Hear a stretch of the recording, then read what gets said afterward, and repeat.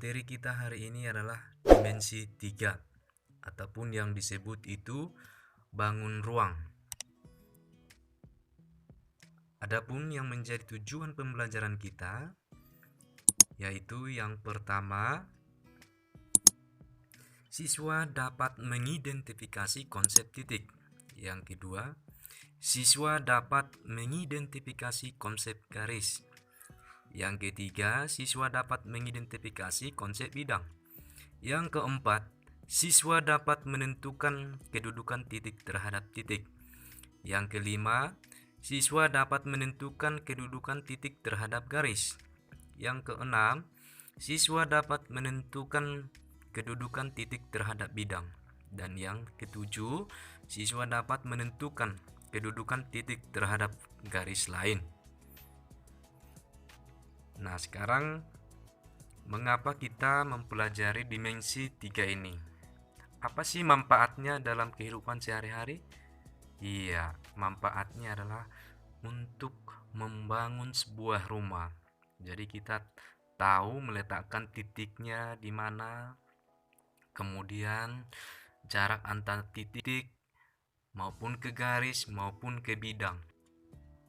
Makanya kita belajar tentang dimensi 3. Nah, sekarang pengertian titik, garis, dan bidang.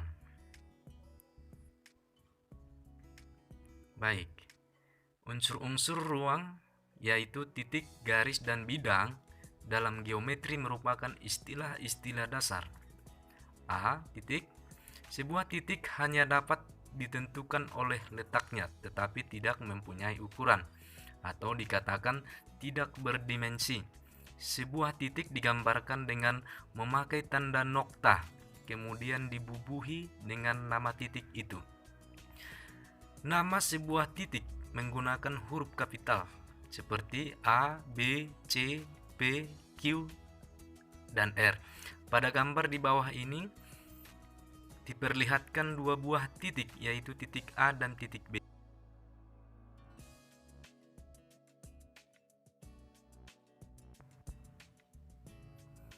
B. Garis. Sebuah garis atau dimaksudkan adalah garis lurus dapat diperpanjang sekehendak kita. Namun mengingat terbatasnya bidang tempat datar, sebuah garis hanya dilukiskan sebagian saja.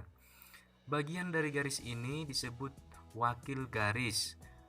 Garis hanya mempunyai ukuran panjang tetapi tidak mempunyai ukuran lebar. Nama dari sebuah garis dapat ditentukan dengan menyebutkan nama wakil garis itu dengan memakai huruf kecil G, H, dan K, atau menyebutkan nama segmen garis dari titik pangkal ke titik ujung.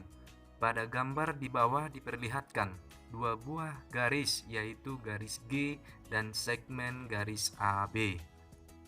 Nah, kita lihat gambar yang di bawah ya. Yang pertama itu garis G. Tadi seperti apa yang disampaikan di atas. Yang bagian kedua adalah segmen garis AB ya.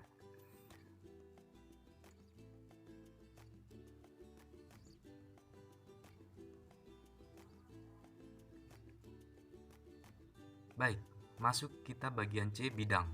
Sebuah bidang dimaksudkan adalah bidang datar, dapat diperluas seluas-luasnya.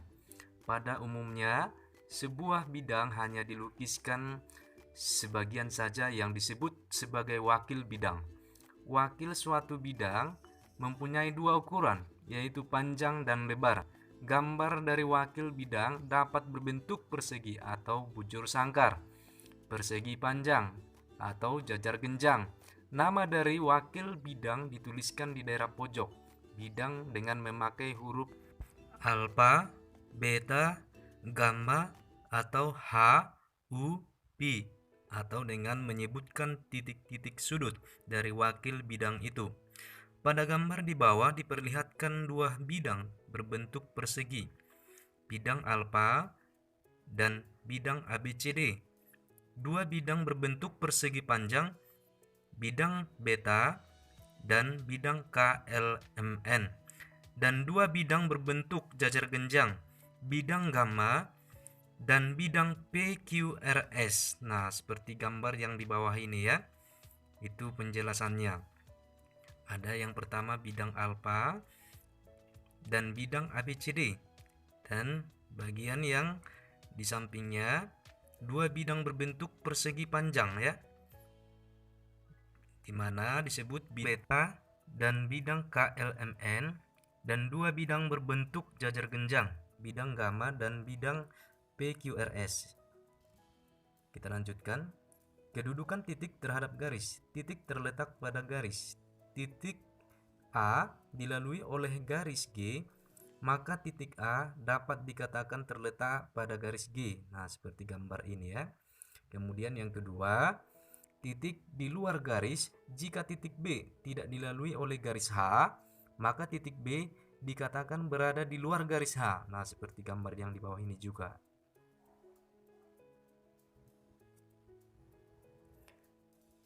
Kita lanjutkan. Kedudukan titik terhadap bidang. Jika diketahui sebuah titik T dan sebuah bidang H, maka A, titik T terletak pada bidang H, atau bidang H melalui titik T. Kemudian yang kedua, bagian B-nya, titik T berada di luar bidang H, atau bidang H tidak melalui titik T. Nah, kita lihat gambarnya yang di bawah ini juga ya. Nah, seperti itu kira-kira.